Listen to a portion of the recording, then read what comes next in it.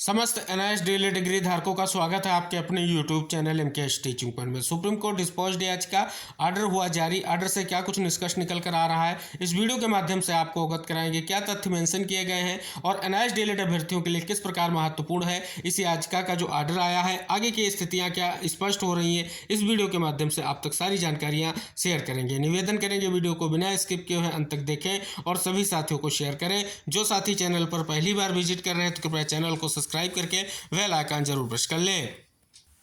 साथियों, बात करें तो जो याचिका थी इसकी सुनवाई कोर्ट नंबर 11 में आइटम नंबर 18 पर हुई। याचिका Priyanka Kumari and others versus Union of India की जो आपकी याचिका थी, इस याचिका की सुनवाई जो है 15/3/2024 यानी 15 मार्च को हुई। जस्टिस सीमा कोहली और जस्टिस एहसानुद्दीन अमन उल्लाह सर की बेंच में सुनवाई हुई। बात कर ले साथियों, पिटिशनर की तरफ से यानी याचिकाकर्ताओं की तरफ से जो एडवोकेट पैनल में आपको नाम दिख जाएगा मुकुल रोहतगी सर का, जिन्होंने पूरा प्रयास किया कि याचिका कोर्ट के माध्यम से एक्सेप्ट की जाए। लेकिन साथियों, सुनवाई के बाद जो आर्डर निकल कर आया है, क्या क्या चीजें इसमें मेंशन की गई हैं, इन पर आप सभी का ध्यान आकृष्ट करना चाहेंगे, जो एनआईएस डीएलएड के लिए बहुत ही महत्वपूर्ण है।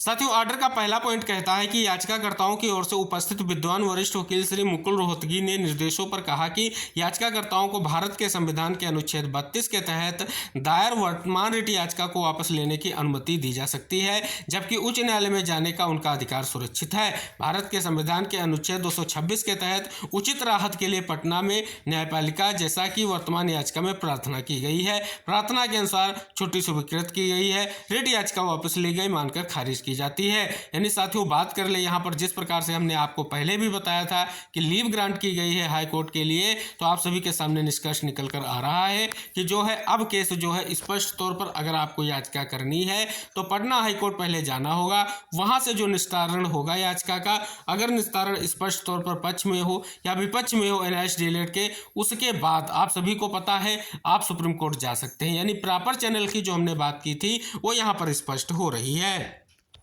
तो साथियों, स्पष्ट हो रहा है, बड़ी खबर आप सभी लोगों के सामने आ चुकी है। इस याचिका की सुनवाई के बाद जो आर्डर आया है उससे स्पष्ट हो रहा है कि जो निष्कर्ष निकल कर यही आया है कि जो अगर आपको स्पष्ट तौर पर केस करना है तो क्योंकि यहाँ पर आप सभी को पता है जो याचिका थी इसमें जो आपकी याचिकाकर्ता थी कहीं ना कहीं जो है बिहार से बिलोंग कर रही थी, तो इसलिए पटना हाईकोर्ट जो है भेजा गया है। अब साथियों, बात कर ले, इससे पहले इसी बेंच में आपकी कौशिक दास वाली क्लेरिफिकेशन की जो सुनवाई हुई थी उसमें जो लीव ग्रांट की गई थी वो भी कहीं ना कहीं आप सभी को पता है हाई कोर्ट के लिए लीव ग्रांट की गई थी। तो साथियों, दोनों का अगर निष्कर्ष निकालें, सेम बेंच के आदेश हैं, तो अब हाई कोर्ट से ही कहीं ना कहीं आपको केस स्टार्ट करना होगा और वहीं से जो निष्कर्ष निकल कर आएगा, जैसा कि हमने कहा कि याचिका का निस्तारण जो भी हो उसके बाद जो है आप जो है स्पष्ट तौर पर सुप्रीम कोर्ट जा सकते हैं।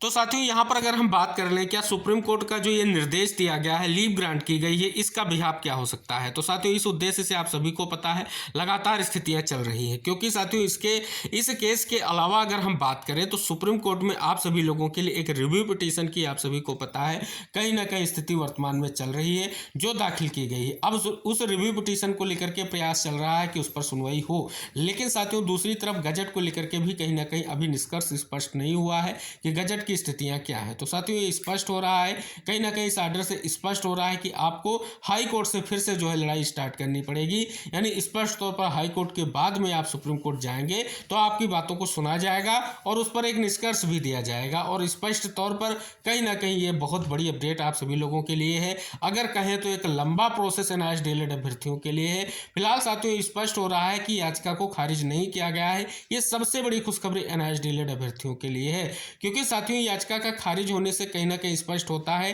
कि जो पहले जजमेंट हो चुका है उस जजमेंट को लेकर के कहीं ना कहीं कोर्ट स्पष्ट तौर पर दोबारा कोई निष्कर्ष नहीं निकालेगा या सुनवाई नहीं होगी। लेकिन यहां पर बिल्कुल स्पष्ट हो रहा है, जिस प्रकार से स्पष्ट किया गया है कि आप जो है पहले हाई कोर्ट जाइए, हाई कोर्ट से क्या निष्कर्ष निकलता है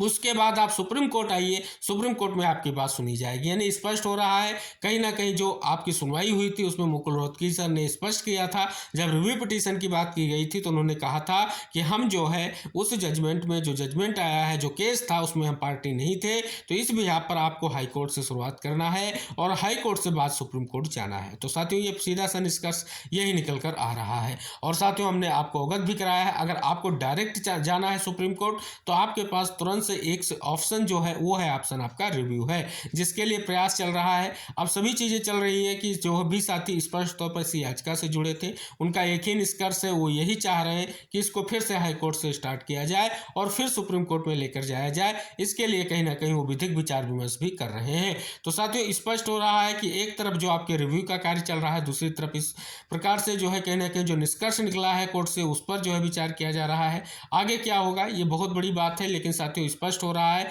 कि वर्तमान की सुनवाई से स्पष्ट हो रहा है जो भी चीज़ें कोर्ट ने इंगित कराई हैं उनका अनुसरण अगर आप करेंगे तो भविष्य के लिए अगर आप प्रयास कर रहे हैं तो उनका अनुसरण करके आप प्रयास कर सकते हैं और समस्त जो है एनआईएस डीएलएड के लिए एक बड़ी स्थिति स्पष्ट हो सकती है। क्योंकि जिन राज्यों को ये स्पष्ट हो गया है, जो पार्टी नहीं थे उनको जो है अगर एनआईएस डीएलएड की वैधता को लेकर के अगर वो प्रयास करना चाहते हैं तो उनको जो है अपने हाई कोर्ट से स्टार्ट करना होगा और उसके बाद जो है सुप्रीम कोर्ट में आप जा सकते हैं। और सुप्रीम कोर्ट में बस जाने का एक ही रास्ता अगर आप डायरेक्ट हैं तो रिव्यू है, और रिव्यू से पहले आप सभी को पता है मन में शंकाएं हैं, जिज्ञासाएं हैं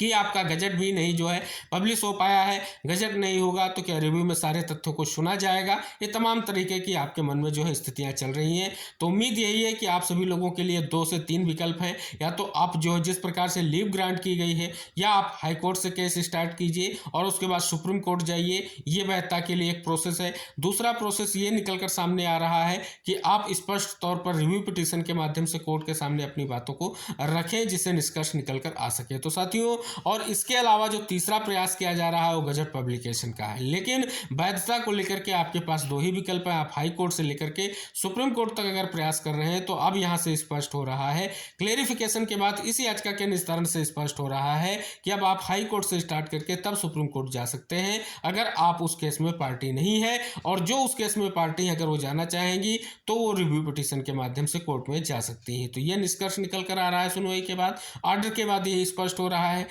यही निष्कर्ष है साथियों की सुनवाई के बाद, यही निष्कर्ष निकल कर आया है कि आप जो है स्पष्ट तौर पर अपनी बात जो है रख सकते हैं, लेकिन आप जो है स्पष्ट तौर पर पहले हाई कोर्ट से बात रखिए। हाई कोर्ट से जो भी निर्णय निकल कर आएगा उसके बाद आपको सुप्रीम कोर्ट आना है। सुप्रीम कोर्ट में आपकी बात को सुना जाएगा कि हाई कोर्ट ने जो सुना है उसमें क्या निष्कर्ष निकला है और क्या क्या चीजें हैं उनको फिर से एक बार जो सुना जाएगा। तो ये निष्कर्ष निकल कर आया है, बहुत ही महत्वपूर्ण आदेश निकल कर आ चुका है। जिस प्रकार की स्थितियां थी कहीं ना कहीं वो स्पष्ट हो चुकी हैं। अब पूरी संभावना है कि आगे आने वाला जो समय है वो एनआईएस डीएलएड के लिए सकारात्मक होगा, क्योंकि जो अब देखें तो पिछले 2-3 केसों में तुलना की जाए तो जो भी निष्कर्ष निकला है वो कहीं ना कहीं एनआईएस डीएलएड के अभ्यर्थियों के लिए कहीं ना कहीं सकारात्मक नहीं कहा जा सकता है,